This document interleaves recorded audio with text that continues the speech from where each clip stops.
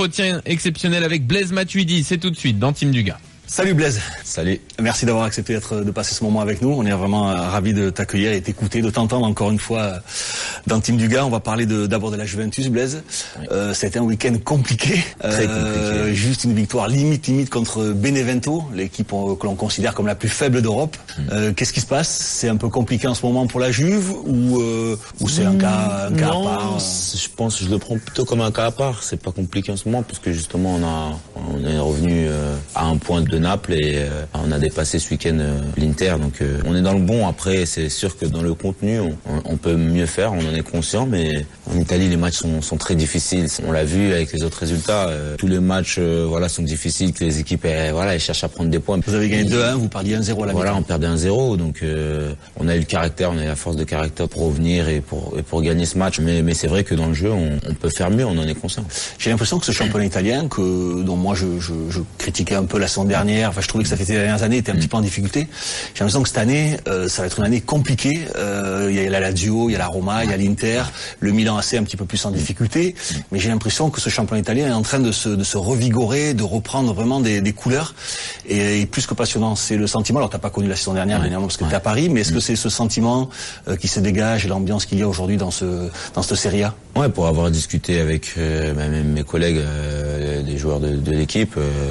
Oui, c'est ce qui se dégage aujourd'hui, c'est que là vraiment on sent que des équipes qui justement veulent titiller la Juventus. On voit que des clubs comme la Lazio qui jouent, je pense, un bon football, et des clubs comme Napoli qui eux aussi jouent un très beau football, sont capables aujourd'hui de viser haut. On les voit aussi au niveau européen, ils font de bonnes choses. Donc tu t'y attendais à un championnat comme ça? C'est parce que la Juve faisait cavalier seul un peu.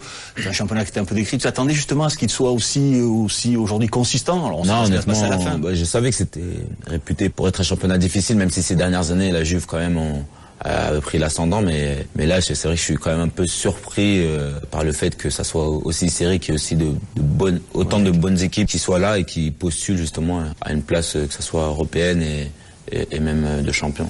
À ton âge, partir de Paris, c'est pour aussi franchir un palier supplémentaire à la Juve? Ça a été aussi dans ton esprit, ou c'était parce que t'es arrivé au bout d'une histoire avec Paris que tu es parti? En fait, c'est on va dire un peu des deux. J'ai fait 6 très belles années à Paris, j'ai gagné des titres. Bien sûr, j'aurais aimé que l'on fasse mieux en Champions League, mais voilà, je garde énormément de bons souvenirs, et je pense qu'aujourd'hui le cap que j'avais envie de franchir, oui, il était d'aller à l'étranger déjà, et de vivre une nouvelle aventure, et surtout d'aller dans un grand club aussi, tout comme le PSG aujourd'hui. C'est une équipe qui a une grande histoire, et sur ces 3 dernières années, elle est allée en deux fois en finale, donc c'est pas rien. Donc voilà, aujourd'hui c'était ce palier-là que j'avais envie de franchir, et je le vois dans la charge de travail, dans l'exigence de ce que c'est le très très haut niveau. Je vois aujourd'hui que je suis dans un club vraiment qui a vraiment une grande histoire. Professionnellement aussi, moi j'ai souvenir quand j'étais au Milan, on faisait tout pour les joueurs, il y avait vraiment une organisation. Moi je me souviens, on nous avait, les 2 premiers jours que j'étais arrivé, on nous avait proposé déjà 10 appartements, on nous faisait choisir les meubles, les couverts, les assiettes, on avait des catalogues, on pouvait tout choisir. Enfin à Milan à l'époque c'était tellement pro, j'étais surréaliste, et vraiment les joueurs on n'avait que le football à se concentrer. C'est la même chose à la Juventus? C'est exactement ça, on m'a mis tout de suite quelqu'un à disposition, j'ai visité pas mal d'appartements, de maisons. Puis quand je me suis installé, on faisait en sorte que je puisse avoir tous les meubles que je souhaitais. C'était eux qui s'organisaient surtout. Donc c'est hyper pro. Vraiment, c'est hyper pro, et ça m'a bluffé. Ouais. Je voulais te rendre hommage encore une fois. Chaque fois dans tous les clubs où tu vas, tu pars remplaçant et tu finis par t'imposer. T'as un secret, un message pour tous les joueurs qui connaissent des moments, j'en sais rien, difficiles, ou qui doutent à un moment ou l'autre. C'est quoi ton secret, Blaise? Jamais tu doutes, tu crois en toi? Non, déjà, je pense que la première chose, c'est le travail. Je me dis que sans travail, on n'arrive à rien. C'est la persévérance. Je suis quelqu'un qui lâche jamais, et ça, je pense que c'est une qualité. Après, je suis conscient aussi de mes qualités, et je suis conscient de mes défauts. Je sais qu'il y a des choses que je peux faire, il y a des choses que je ne peux pas faire, et ça, je pense que c'est ce qui fait aujourd'hui que je suis arrivé voilà, à ce niveau-là. Et bien sûr, il faut aussi un peu de talent. Je pense que si je suis à ce niveau, c'est qu'il y en a aussi un peu après. Mais sans le travail, voilà, on n'arrive à rien. Donc, tu savais, le joueur de Saint-Etienne, tu savais au fond de toi que tu avais le potentiel pour faire ce que tu as fait à Paris et pour jouer à la Juventus de Turin, réussir ce que tu fais aussi en équipe de France, parce que c'est aussi... Non, aujourd'hui je mentirais si je te dis que à Saint-Etienne, je me voyais déjà à ce niveau-là. Je pense que voilà, c'est à force de travail aussi, le fait d'avoir côtoyé aussi de grands joueurs, je pense que ça aide aussi beaucoup dans la progression. Ça m'a fait énormément de bien. Je pense que mon passage au Paris Saint-Germain m'a permis aussi de m'étoffer à tous les niveaux et c'est pour ça que je leur en serai toujours reconnaissant. La modestie aussi peut-être, c'est-à-dire dans le travail, le respect des autres, des anciens, c'est-à-dire savoir observer et te dire voilà, moi ça je sais pas le faire, mais un jour j'y arriverai. Pas se dire je suis plus fort que les gars qui sont en place. T'as toujours été avec une humilité qui te justement permet de savoir le travail qui te reste à faire. Ouais, bien sûr. Je pense que quand je suis arrivé, comme je l'ai dit, quand je suis arrivé au Paris Saint-Germain, voilà, j'ai vu des joueurs par la suite arriver, des grands joueurs et je me suis servi de leur savoir-faire, on va dire, et avec beaucoup de respect. Je pense que ça, c'est important. Quel que soit le niveau que l'on a, on a toujours à apprendre à côté de soi. Voilà, donc moi, ça a toujours été le cas. Dans leur attitude aussi, parce que tu vois, bon, il y a une polémique en ce moment. Alors, je vais pas te faire revenir sur la polémique Patrice Evra, mais qui a voulu répondre aux journalistes ou aux supporters de manière inappropriée. On avait vu aussi Kurzawa qui avait fait un geste du doigt par rapport aux supporters, par rapport aux journalistes. Là aussi, dans cette attitude, par exemple, l'exemple de Maxwell ou de Thiago Silva, qui sont des garçons quand même très respectueux de tout ce qui se passe autour. Et c'est vrai qu'en ce moment, il y a une polémique sur les joueurs qui ont des réactions et qui n'acceptent pas forcément la critique, le jugement. Comment toi, tu arrives à aborder, à gérer tout ça? Justement, toi aussi, tu as eu des moments difficiles. Moi, j'en ai eu aussi, on en a tous eu. Je connais pas un joueur de foot, même Zizou a eu des moments difficiles dans sa carrière. Savoir qu'il faut rester sobre, que la vérité, c'est seulement celle du terrain. Comment tu vois tout ce qui se passe autour de toi? Ça a toujours été mon idée de... On t'a jamais vu faire des gestes alors qu'on t'a critiqué? Non, parce que comme tu le dis si bien, la vérité, ça reste le terrain. Et moi, la seule preuve que je peux donner, c'est ça, c'est d'être bon sur le terrain et d'essayer de faire le maximum pour aider, voilà, mes coéquipiers, l'équipe et le club à obtenir des résultats. Après, bien sûr que ça m'a beaucoup aidé d'avoir des joueurs comme Zlatan, comme Max, comme Thiago Silva, voilà, des grands professionnels. Après, chacun a son caractère, bien sûr.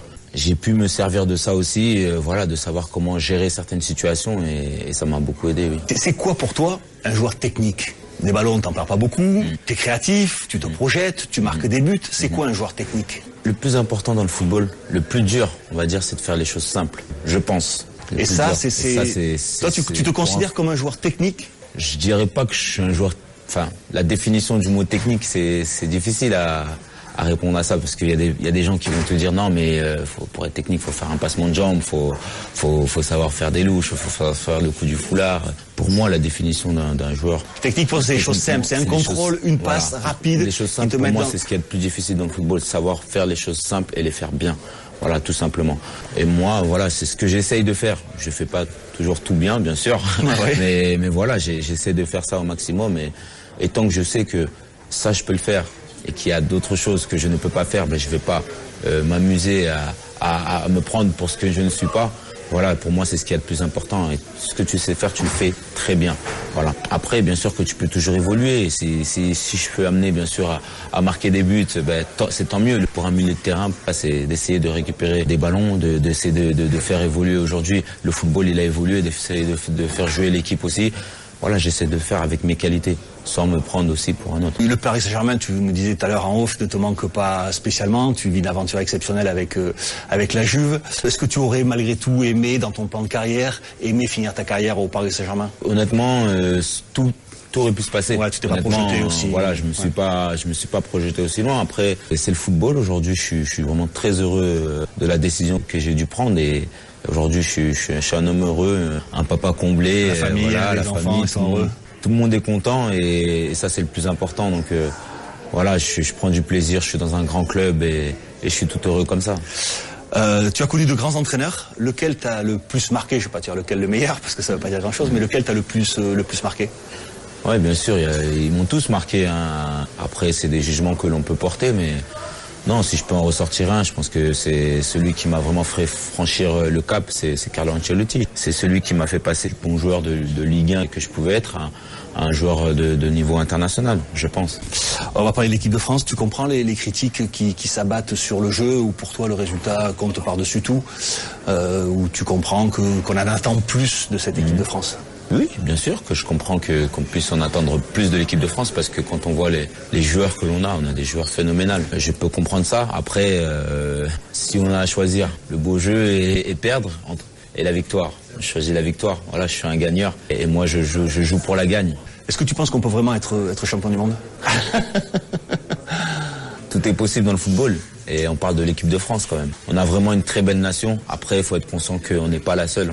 Et bien sûr qu'on doit encore progresser, on est conscient de ça. Mais on a énormément de qualité. Je pense qu'on peut faire vraiment de très belles choses. On peut faire. Après, il faut être conscient. Mais oui, on se doit de progresser dans le jeu collectif. Ça passera par là. Tu vas avoir 31 ans. Dimitri Payet a dit que ça serait certainement sa dernière compétition internationale. Est-ce que tu penses déjà à la retraite internationale, ou tu te dis non, puisque tu cours sur le terrain, t'as encore de belles années et tu t'es pas encore projeté sur la fin d'une première carrière qui est la carrière internationale? Non, je me suis pas encore projeté parce que je vis le moment présent, et aujourd'hui je suis dans un grand club, l'un des plus grands d'Europe. J'ai la chance de jouer tous les week-ends des matchs de haut niveau. Voilà, aujourd'hui ça se passe bien, donc j'ai pas envie de me projeter par rapport à ça. On ne sait pas ce qui est fait demain. Aujourd'hui j'ai la chance aussi, dans le club où je suis, il y a un dicton qui dit que quand on arrive à la Juve, on rallonge nos années. Donc voilà, j'espère pouvoir rallonger mes années encore. Merci beaucoup Blaise, c'était un plaisir. Toi, Merci Poulet. Merci beaucoup. C'est gentil.